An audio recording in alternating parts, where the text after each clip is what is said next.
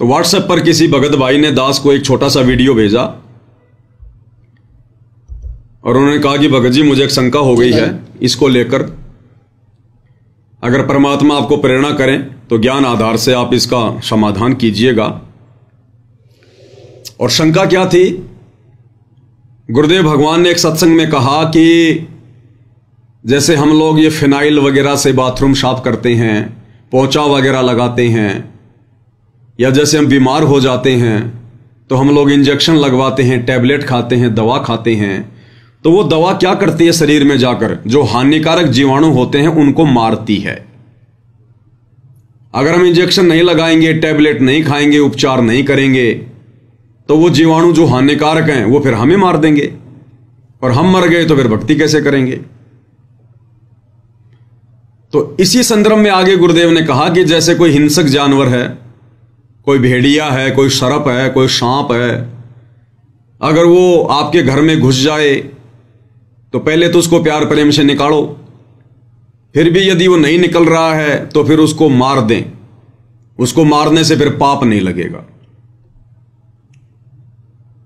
तो एक भगत जी को शंका हो गई, और शंका भी भाई और बहनों जाहिर है, क्योंकि अब साथ संगति से जोड़कर गुरुदेव भगवान ने हमें जिस पायदान पर पहुंचा दिया है, इस पायदान पर तो हम चींटी को भी नहीं मार सकते। चींटी को भी, सर्प तो बहुत लंबी चौड़ी चीज है, हम उसको कैसे मार सकते हैं? तो भगत के मन में जरा सी शंका होगी कि गुरुदेव ने जो कहा वो भी सत्य है, अगर मार देंगे तो उसका पाप भी नहीं लगेगा क्योंकि भगवान कह रहे हैं। लेकिन गुरुदेव ने ज्ञान ऐसा दे दिया, हम मार भी नहीं सकते। तो इसका कोई बीच का रास्ता, इसका कोई समाधान? तो देखो भाई और बहनों, पहले हम पूज्य गुरुदेव भगवान के मुख कमल से छोटा सा ये सत्संग सुन लेते हैं 56 सेकंड का। लगाते हो, आपका उन जीवों को मारना उद्देश्य नहीं है, उन हानिकारक जीवों से बचने का उद्देश्य है। आपकी बॉडी में कोई डिफेक्ट होता है, कोई रोग लगता है, तो जीवाणु ही होते हैं वहां जो आपकी बॉडी को नाश करने पर तुले हुए होते हैं। उनके लिए जो गोली टैबलेट हम खाते हैं, औषधि खाते हैं, वो जीवाणुओं को ही मारती है। तो वो दुश्मन थे हमारे बॉडी के, उसके लिए उनको मार देना वो पाप नहीं है। जानकर मारा नहीं, चाहे सर्प भी आपके सामने आ जा, इच्छा कर मारा नहीं। आपके घर में घुस जा और आपको लगे कि डस सकता है तो उसको कोशिश करो निकालने की, नहीं निकला तो बेसिक मार दो, उसका पाप नहीं। तो इस तरह के हमने कर्मों को बचाना है और परमात्मा के विधान अनुसार हमने अपनी भक्ति को चलाना है। तो गुरुदेव भगवान ने जो बात कही वो भगत को समझ में नहीं आई, और भगत ने कहा कि भगत जी हम सर्प को कैसे मार सकते हैं? बिल्कुल भगत जी, अगर आपको परमात्मा ने प्रेरणा की है, आपने ये वीडियो भेजा है, तो परमात्मा ने एक संदेशा भक्तों को दिलवाना है। देखो भाई और बहनों, हम कोई सामान्य भगत नहीं हैं। ये जितने भी नकली साधु संत महात्मा आचार्य शंकराचार्य हैं, ब्रह्मा विष्णु महेश हैं, इनके जितने भी भगत हैं, हम उन भक्तों की श्रेणी में नहीं हैं। हम तो उनके गुरुओं से भी ऊपर की श्रेणी में हैं। हम तो उन शंकराचार्यों से भी ऊपर की श्रेणी में हैं। गुरुदेव भगवान ने हमें अपने आशीर्वाद से तत्व ज्ञान देकर, अपनी शरण में लेकर उस स्तर पर बैठा रखा है। ब्रह्मा विष्णु महेश भी इस अध्यात्म ज्ञान में आप और हमारे से नीचे नीचे हैं, नीचे नीचे। तो गुरुदेव ने जो कहा है वो भाई और बहनों उन सत भक्तों के लिए नहीं कहा। यह आदेश गुरुदेव का सर्व के लिए नहीं है, सबके लिए नहीं है। जैसे परमात्मा ने बताया कि शरीर में कहीं भी पीड़ा है, कहीं भी रोग है, कहीं भी चोट है, इंजेक्शन कहां लगाया जाता है? पीछे लगाया जाता है, कुल्ले पर, और वो उसी रोग पर जाकर अपना असर करता है वो दवा। तो गुरुदेव भगवान का जो ज्ञान है वो पहली से लेकर पीएचडी तक का है, क्योंकि सत्संग में हर श्रेणी के भगत भाई बहन बैठे होते हैं। किसी ने आज ही नाम लिया है, किसी को 1 महीना हो गया, किसी को सतनाम मिल गया, कोई सारनाम प्राप्त है, कोई 20 साल का भगत है। तो गुरुदेव के जो वचन होते हैं वो सबके लिए होते हैं, और जिसकी जैसी क्षमता होती है, जिसकी जैसी समझ होती है, उसी अनुसार वो गुरुदेव के वचनों को ग्रहण कर लेता है। तो गुरुदेव ने ये जो बात कही है कि आपके घर में यदि कोई सांप वगैरह घुस जाए तो प्रथम तो उसको प्यार प्रेम से निकालने का प्रयास करो। फिर भी आपको लगता है कि अब ये डसेगा, मारेगा, तो फिर हम उसको मार दें, उसमें फिर कोई दोष नहीं है। यानी गुरुदेव ने सांप को मारने के लिए क्यों कहा कि हम यदि सांप को नहीं मारेंगे तो सांप फिर हमें मारेगा, इसीलिए तो, ताकि हमारा शरीर बचा रहे, इसीलिए तो कहा परमात्मा ने। इस आधार से भाइयों और बहनों, अगर कल को हमारा पड़ोसी जबरदस्ती हमारे से झगड़ा कर ले, हमारे घर में घुस जाए, तो प्रथम तो हम उसको प्यार प्रेम से कहेंगे, भाई देख तू मान जा, मैं भगत आदमी हूं, क्यों परेशान कर रहा है, मुझे अपनी भक्ति करने दे। प्रथम तो प्यार प्रेम से उसको बाहर निकालेंगे। और फिर भी वो जबरदस्ती हमें मारने पर आतुर हो, लठ हाथ में ले रखा हो, धारमदार कोई हथियार हाथ में ले रखा हो, या कोई फौज पुलिस से रिटायरमेंट हो, अपनी बंदूक लेके आ गया हो कि नहीं आज तो मैं तेरा भगत जी काम ही तमाम करूंगा, तो क्या भाई और बहनों फिर हमने उस व्यक्ति को मार देना चाहिए? भाई अन्यथा वो हमारे को मार देगा, फिर हम भक्ति कैसे करेंगे? भाई गुरुदेव ने यही तो कहा कि प्रथम तो सांप को, जो आपको मारना चाहता, आपको डसना चाहता है, आपका जीवन समाप्त करना चाहता है, प्रथम तो प्यार प्रेम से बाहर निकालो, नहीं निकलता तो फिर मार दो। तो ऐसे आपका पड़ोसी या अन्य कोई व्यक्ति जबरदस्ती आपके घर में घुसकर, क्योंकि ये तो कलयुग है, यहां तो जबरदस्ती की आफत दरवाजे पे खड़ी रहती है, तो यदि वो आपको मारने आ जाए और बंदूक हाथ में लेके आ जाए कि बस आज तेरे को मारूंगा, तो गुरुदेव के इस सत्संग आधार से तो फिर हमने उस व्यक्ति को मार देना चाहिए, कि वरना ये मुझे मारेगा। और मार दिया तो फिर क्या होगा? मार दिया तो फिर क्या होगा? फिर जेल में बैठ के भक्ति करने की, जेल में बैठ के भक्ति करनी पड़ेगी पूरी उम्र। तो गुरुदेव के कहने के भावार्थ को समझिए भाइयों और बहनों। गुरुदेव ने यह सत्संग उन नादान भक्तों के लिए, उन मर्यादाहीन भक्तों के लिए बोला है, जो भक्ति भी कर रहे हैं लेकिन मर्यादाओं में नहीं है, जो अपने सतगुरु को और भक्ति को हल्के में ले रहे हैं। उन आत्माओं के लिए गुरुदेव ने कहा है, अगर कोई सर्प या कोई ऐसा जानवर, कोई भेड़िया वगैरह अगर आपके घर में घुस जाए या आपको मारने पर आतुर हो, तो आप उसको मार दो, वो पाप आपको नहीं लगेगा। क्यों कहा गुरुदेव ने? कि वो मर्यादा में तो है नहीं, उसकी पूरी श्रद्धा, पूरा विश्वास तो अपने भगवान पर है नहीं, और भगवान उसी की मदद करेगा जो मर्यादा में होगा, जिसको विश्वास होगा। कहे कबीर सुनो वे साधो, मैं तो हूं विश्वास में।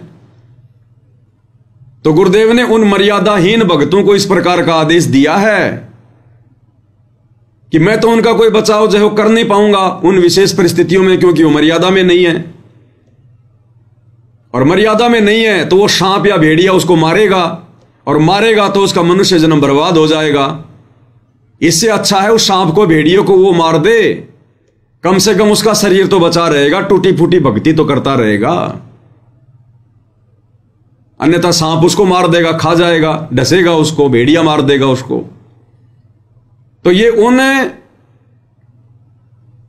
अमर्यादित भक्तों के लिए परमेश्वर ने ये बात कही है, और गुरुदेव ने अपने मुख कमल से बोल दी, तो फिर परमात्मा उसका पाप उस भगत को नहीं लगने देगा, बस उसका शरीर फिर सुरक्षित रहेगा, वो नालायक भक्ति करता रहेगा अपनी। और भाई जो मर्यादा में है,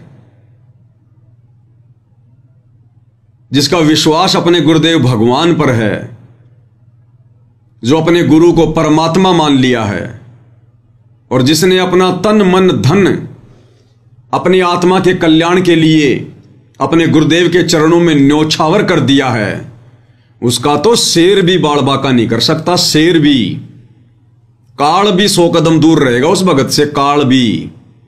फिर सर्प क्या बिगाड़ लेगा भाई उसका? सर्प क्या बिगाड़ लेगा? फिर भगवान कौन से दिन काम आएगा? फिर भगवान कौन से दिन हमारी मदद करेगा? कौन से दिन हमारी हेल्प करेगा? इसके लिए भाई और बहनों हमने सत्संगों को आधार बनाना पड़ेगा। सत्संगों को, मान लीजिए मैं पवन दास मर्यादा में हूं, जो मर्यादा मुझे गुरुदेव ने बता रखी है, मैं गुरुदेव के प्रत्येक वचन में चल रहा हूं। अनजाने में भले मेरे से गलती हो रही हो, लेकिन जानबूझ के मैं नहीं कर रहा। जितना मुझे ज्ञान है, जितना मैं गुरुदेव की मर्यादाओं से परिचित हूं, और मैं अपना जीवन अपने गुरुदेव के चरणों में समर्पित कर चुका हूं, तो सर्प मेरा बिगाड़ क्या लेगा? अगर मुझे डस भी लेगा तो मेरा बिगाड़ क्या लेगा? वो जहर मेरे ऊपर असर ही नहीं करेगा, क्योंकि गुरुदेव ने कह रखा है कि जो मर्यादित भगत है उनके ऊपर काल का विधान लागू नहीं होता। तो ये सर्प से डसना, अकाल मौत होना, ये काल का विधान है, ये मर्यादित भगत के ऊपर लागू नहीं है। हम लोग रोजाना असुर निकंदर रमेणी करते हैं, भक्ति बोध से असुर निकंदर रमेणी, और उसमें लास्ट में रक्षा मंत्र आता है। फिर हम क्यों पढ़ रहे हैं इसको? क्या शिक्षा ली फिर हमने इससे? क्या कह रहे हैं गुरुदेव? सतगुरु शरण शरणाई, शरण गए कछु भय नहीं व्यापे, काल जाल भय मिट जाई। यानी सतगुरु की शरण में आने के बाद अगर आप मर्यादा में रह के भक्ति कर रहे हैं तो काल का जाल उस भगत के ऊपर से हट जाता है। कोई भय उस भगत को व्याप्त नहीं होता, सारा काल का भय और जाल मिट जाता है, सतगुरु समाप्त कर देता है। उस आत्मा को सतगुरु काल के विधान से बाहर कर देता है। रोग शोग छल छिद्र न व्यापे, सन्मुख न ठहराई। रोग यानी कोई भी शारीरिक रोग, जैसे कैंसर वगैरह, एड्स वगैरह, अन्य जो लाइलाज बीमारियां हैं, या ऐसा कोई भयंकर रोग या बीमारी जो भगत की भक्ति में बाधा बन जाए, ये उस मर्यादित भगत के आसपास भी नहीं फटकेगी। शोग यानी कभी भी उस भगत को कोई दुख नहीं हो सकता, घर में कोई अकाल मृत्यु नहीं हो सकती, घर में कभी कभी कोई वो अमंगल नहीं हो सकता जिस कारण से उस घर में शोक का माहौल बन जाए। रोग शोग छल छिद्र न व्यापे। छल छिद्र, हमारे ऊपर कोई भी जादू जंत्र वगैरह काम नहीं करेगा। हमारे साथ में कोई कितना भी धोखा क्यों ना करो, जंत्र मंत्र क्यों ना करवाओ, संसार का सबसे बड़े से बड़ा कोई बाबा बंगाली क्यों ना आ जाए, जो दीवारों पे लिखा होता ना, वशीकरण मंत्र बाबा बंगाली फलाना दिखना, वो बाबा बंगाली का बाबा भी क्यों ना आ जाए, सतगुरु रामपाल जी परमेश्वर जी के मर्यादित भगत पर उसका कोई जंत्र मंत्र काम नहीं करेगा। सन्मुख ना ठहराई, सामने भी नहीं ठहर पाएगा उसका जंत्र मंत्र सतगुरु रामपाल जी के मर्यादित भगत पर। और जहर अग्नि तन निकट न आवे, दूरी जात रंगाई। जहर और अग्नि उस भगत के निकट भी नहीं आ सकती। अब सांप काटेगा तो आदमी जहर से तो मरेगा, तो फिर हम क्यों मारेंगे सांप को? अगर वो काट भी लेगा तो शरीर में क्या फैलाएगा? जहर। और गुरुजी क्या कह रहे हैं कि जो मेरा मर्यादित भगत होगा, जहर और अग्नि तन निकट न आवे। तन यानी शरीर, मेरे भगत के निकट भी नहीं आ सकता जहर और अग्नि, यानी जहर और अग्नि से मेरे भगत की मृत्यु नहीं हो सकती। दूरी जात रंगाई, दूर भाग जाएंगे। वीर बेताल बाण ना लागे, यम के कोट डहाई। इस काल के द्वारा छोड़े गए उसके जो हलकारे हैं, जो काल की जो शक्तियां हैं, वीर बेताल भैरव भूत, ये पितर, ये प्रेत, कहते हैं ये निकट भी नहीं आ सकते। इनका कोई भी तीर, ये कोई भी जो शक्तियां हैं जो काल की, ये भगत को नुकसान नहीं पहुंचा सकती। जम के कोट डहाई। कोट यानी उसका किला, जम यानी काल, डहाई यानी ढह जाएगा, काल का वो किला भी ढह जाएगा। 98 पुण्य मूठ ना लागे, उल्ट तही दरखाई। 98 प्रकार के जादू जंत्र होते हैं, वशीकरण होते हैं दूसरों को पीड़ा देने के लिए, ये मूठ वगैरह। तो कहते हैं 98 पुण्य मूठ ना लागे। सतगुरु रामपाल जी के मर्यादित भगत पर ये 98 प्रकार के जंत्र मंत्र भी फैल हो जाएंगे। उल्ट ताही दरखाई, जो हम पर मूठ वगैरह छुड़वाएगा या करवाएगा, उल्टा उसी के ऊपर जाकर वो जंतर मंत्र काम करेंगे, उल्टा उसी को पीड़ा देंगे। बैर करे सोए दुख पावे, सुरती शब्द मिल जाई। भगत के साथ अगर कोई बैर करेगा, ये भगतों की बात हो रही है, मर्यादित भगतों की, उन भक्तों की नहीं जिन्होंने खाली सतगुरु रामपाल जी से उपदेश ले लिया, गले में लॉकेट लटका लिया, हाथ में रक्षा सूत्र बांध लिया, मुंह में सत साहेब, और मर्यादा कोई है नहीं, राजनेताओं की रैलियों में धक्के खा रहे हैं। तो वो तो केवल अपने संस्कार आधार से बचेंगे, सतगुरु उनकी रक्षा नहीं करेगा। अगर किसी पर आपत्ति आ भी गई, अगर वो बच भी गया, तो सतगुरु उसके संस्कार से करेगा, उसकी वर्तमान भक्ति से नहीं करेगा। सुरती शब्द मिल जाई, यानी भगत की तो भक्ति आगे बढ़ेगी, उसकी सुरती आगे को बढ़ेगी, लोग चाहे उसके साथ कितना ही बैर भाव क्यों ना करें। कहे कबीर हम जमदम पे लिया सतगुरु लाख दुहाई। और कबीर परमेश्वर कह रहे हैं कि मैंने यमदूतों के समूह को मार मार के भगाया। कहे कबीर हम जमदम पे लिया, सतगुरु लाख दुहाई, सतगुरु दुहाई दे रहे हैं कि मेरी बात पे यकीन करना, विश्वास करना, साक्षी मानना इस बात को, साध वचन पलटे नहीं चाहे पलट जाए ब्रह्मांड। तो भाई एक तरफ तो गुरुदेव भगवान कह रहे हैं कि मेरे मर्यादित भगत पे तो जहर काम ही नहीं करेगा, तो सांप कौन सा अमृत छोड़ेगा? जहर ही तो छोड़ता है सांप जब काटता है। तो जानबूझ के हम उसे कटवा नहीं रहे, अगर धोखे से काट लिया या उसको बाहर निकालते निकालते उसने हमारे को अगर वो डस लिया, तो उस जहर का, चाहे वो कोबरा क्या, कोबरा का नाना क्यों ना हो, सतगुरु रामपाल जी के मर्यादित भगत पर असर ही नहीं करेगा, पानी की तरह। दूसरी बात भाई और बहनों, आपको समझ में आएंगी ये सारी बातें कि परमेश्वर ने जो सांप को मारने की बात कही है, ये केवल अमर्यादित भक्तों के लिए कही है, क्योंकि गुरु तो उनकी रक्षा करेगा नहीं। इससे अच्छा नालायक वो सांप को मार दे, क्योंकि सर्प मर जाए तो ठीक है, अगर मनुष्य मर जाएगा तो नुकसान है, क्योंकि सर्प तो भक्ति नहीं कर सकता, वो तो दूसरी योनि ले लेगा, लेकिन वो मर गया तो भक्ति कैसे करेगा? तो उन अमर्यादित भक्तों के लिए कहा गुरुदेव ने। अन्यथा भाई और बहनों, आज हम तो गुरुदेव की शरण में हैं, वर्तमान में हमें तत्वदर्शी संत प्राप्त है, हम शत भक्ति मंत्रों का जाप कर रहे हैं, कलयुग की बिचली पीढ़ी है। और यदि हम जरा सा पीछे जाएं, सतयुग में या त्रेता युग में, जब भगत प्रहलाद जी का जन्म हुआ था, उसका पिता हिरण्याकुश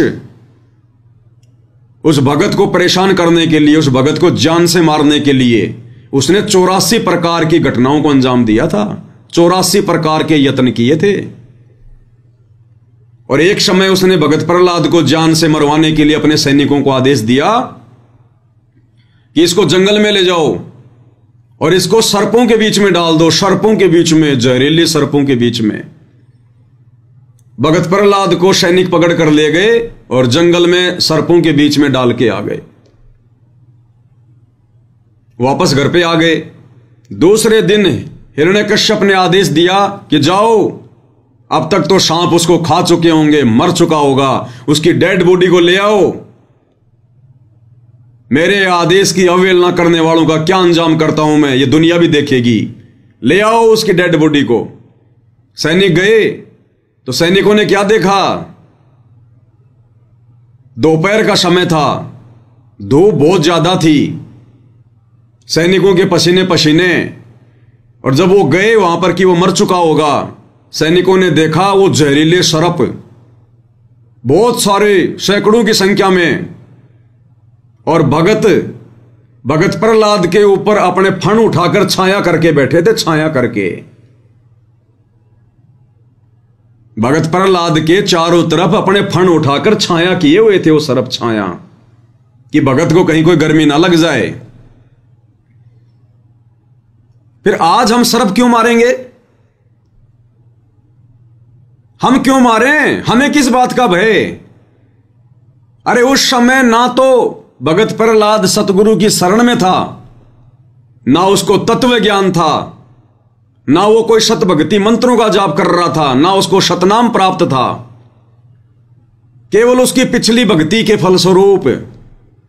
और वो जहरीले सर्प, अब सतयुग के त्रेता के सांप भी कितने बड़े बड़े होंगे, कितने जहरीले होंगे। और वो भगत प्रहलाद के ऊपर छाया करके खड़े हैं। किसकी मेहरबानी से, किसके आशीर्वाद से? सतगुरु रामपाल जी परमेश्वर जी के आशीर्वाद से, इस कबीर भगवान की मेहरबानी से। फिर हमें किस बात का डर है भाई? हम तो आज सतगुरु की शरण में हैं। धरती पर सतगुरु प्रकट है, हर प्रकार से गुरुदेव ने सत भक्ति दे दी। गारंटी दे रहा है कि अगर मेरी शरण में रहोगे, मर्यादा में रहोगे, काल भी तुम्हारा बाल बाका नहीं कर सकता। फिर हम एक सांप को मारेंगे? फिर हमसे बड़ा अज्ञानी और मूर्ख भगत कौन होगा? ये उदाहरण दिए भगवान ने। सत्संग इसीलिए किए ताकि जब हमारे सामने ऐसी धर्म संकट की स्थिति उत्पन्न हो जाए तो हम मर्यादा तोड़ने से बचें। अरे और तो छोड़ो, अरे मीराबाई ने तो जहरीले शराब का और जहरी पी लिया था भगवान का नाम लेकर। परमात्मा पे विश्वास करके उसके देवर ने, राणा ने जहरीले शराब का विष मंगवाया था कि जीभ पर रखते ही मर जाए। अरे आजकल के सांप तो यूरिया, क्योंकि खेती सब यूरिया हो गई। अब चूहे क्या खाएंगे? फसल खाएंगे, कीड़े मकोड़े खाएंगे। चारों तरफ यूरिया यूरिया है, सांप उन चूहों को खाएंगे। चारों तरफ यूरिया यूरिया है, पेस्टिसाइड है। आजकल के तो सर्पों का जहर भी निष्क्रिय हो चुका है। और मीराबाई को जिस सर्प का जहर मंगवाकर मारने का प्रयास किया गया था, वो कितना जबरदस्त जहर था। और अपने भगवान पर विश्वास करके उसने तो जहर पी लिया था। वो तो बेचारी इतने सत्संग भी नहीं सुनती थी, लेकिन उसने विश्वास किया। वो जहर उसका बाल विवाह का नहीं कर पाया, क्योंकि मालिक की वाणी है, जहर अग्नि तन निकट ने आवे, दूरी जात रंगाई। बताओ फिर हम क्यों डर रहे हैं भाई? फिर हम क्यों सर्प को मार देंगे? अरे सर्प को मारने की नौबत ही ना पड़े, मर्यादा में रह के भक्ति करो ना। परमात्मा सर्प तुम्हारे निकट ही नहीं आने देगा। परमात्मा तुम्हें कभी ऐसी परिस्थितियों में पड़ने नहीं देगा। अगर हम गुरु को परमात्मा मान के मर्यादा में रह के भक्ति करेंगे तो फिर हमें डर किस बात का? और एक सत्संग में गुरुदेव भगवान ने क्या कहा? गुरुदेव भगवान ने कहा कि जब भी तुम्हारे ऊपर ऐसी कोई आपत्ति आवे, कोई आपदा, कोई संकट आवे, डगमग मत होना। अगर तुम्हारा कति सर्वनाश भी होने वाला हो, सर्वनाश, सर्वनाश किसको कहते हैं? यानी सब कुछ लुटना हो, पिटना हो, इंसान ने बर्बाद होना हो, तो गुरुदेव कहते हैं तुम्हारा यदि कति सर्वनाश भी होना हो, आपत्तियों के कितने भी बादल क्यों ना जो है मंडरा रहे हो, तुम एक बार अपने भगवान पे विश्वास करके देखना। विश्वास करके, अरे अगर कोई अमर्यादित भगत भी अगर विश्वास कर ले तो परमात्मा ने उस अमर्यादित की भी उसके विश्वास आधार से रक्षा करनी पड़ती है। तो क्या कह रहे हैं गुरुदेव भगवान? अपना आत्मा हमारा इतना दिल कमजोर हो चुका है कि हम वहां तक बुद्धि उठती नहीं ना, दिल डटता कि हम भगवान पे इतना विश्वास कर सके। जैसे कहते हैं कि तुलसी बेरुआ बाग में शीतत भी मुरझावे, राम भरोसे जो रहे वो पर्वत पर लहरावे। बगीचे के अंदर बूटा लगा दिया, पौधा लगा दिया, सिंचाई करते करते खत्म हो जाता है, मुरझा जाता है। राम भरोसे पर्वत के ऊपर कोई संभालने वाला नहीं, कोई सिंचाई करनिया नहीं। कहते राम भरोसे जो रहे पर्वत पर लहरावे। तो हमारा इतनी बुद्धि उठती नहीं, लेकिन इसको उठाने का ये प्रोसीजर है। एक दिन ऐसी दृढ़ता होगी आपके अंदर, सर्वनाश होता दिखा आपने, आप दृढ़ रहना भगवान के ऊपर, फिर देखना ऐसा बादल टल जाएगा, दुख का तो सोच भी नहीं सकते आप।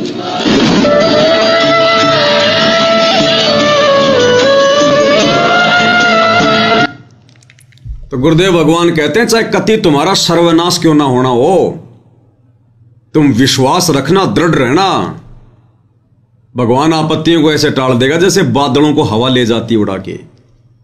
तो भक्ति विश्वास की है भाई, मर्यादाओं की भक्ति है। चलो आज तो घर में सांप आ गया और हमें मारने का प्रयास कर रहा है, सांप को तो मार दिया, अब ये आदत रहेगी फिर हमारी, फिर हमारा विश्वास कहां बना गुरुदेव पर। फिर कल को ये शरीर छोड़कर जब त्रिकुटी की यात्रा करेंगे तो यम के दूत भी आएंगे, वो भी मारने के लिए आएंगे, उनका सामना करके दिखाना, फिर उनका सामना करके दिखाना, उनको मार के दिखाना। सांप को तो मार दे, कोई बड़ी बात नहीं है, वो तो मर जाएगा बेचारा। उन यम के दूतों को मार के दिखाना, फिर उनसे कैसे लड़ेगा? भक्ति से लड़ेगा ना। अपना सुमरण शुरू करना है ना। तो जब तू यहां पर अपना सुमरण करेगा, भक्ति करेगा, मर्यादा में रहेगा, तो परमात्मा तेरा नुकसान होने देगा यहां पर।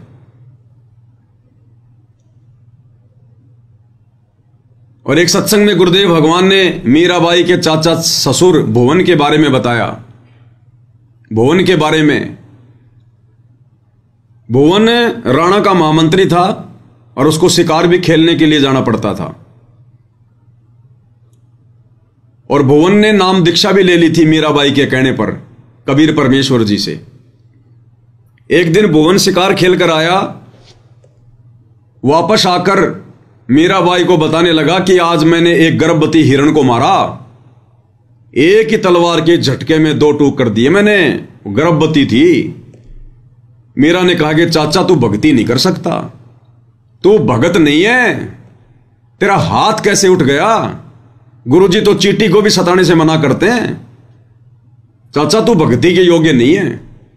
वो भी डर गया, उसको भी अपनी गलती का पश्चाताप हुआ कि चाचा तेरा तो नाम खंड हो गया। आगे से भवन के मन में ऐसी धारणा बन गई, उसने वो लोहे की तलवार रखना बंद कर दिया, लकड़ी की तलवार रखना शुरू कर दी। बोला अगर मारना भी पड़ गया तो खाली लकड़ी वकड़ी मार दूंगा, लेकिन हत्या नहीं करूंगा। और क्या सोचा भवन ने कि भले शेर मुझे खा जाए लेकिन मैं हत्या नहीं करूंगा। अब यहां ये बात भी तो बोल रहे हैं गुरुदेव, उस बात को तो हमने पकड़ लिया कि सांप आ जाए घर में तो मार दो, और यहां भी तो वही परमात्मा बोल रहे हैं भवन का उदाहरण देकर, भले शेर मुझे खा जाए लेकिन मैं हत्या नहीं करूंगा। तो वहां भी तो बोल सकते थे गुरुजी कि शेर सार को मार दो, अगर ऐसे आ जाए तो कोई दिक्कत नहीं है, पाप नहीं लगेगा। गुरुदेव भगवान के मुख कमल से सुनते हैं।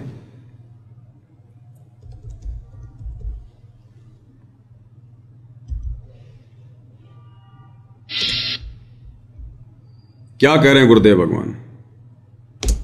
तो उस दिन पहले वो महामंत्री था, ये क्या नाम है, भवन जो है इसका महामंत्री था, किसका? राणा का, क्योंकि अपना कॉन्फिडेंस चाचा उसने महामंत्री रखा था।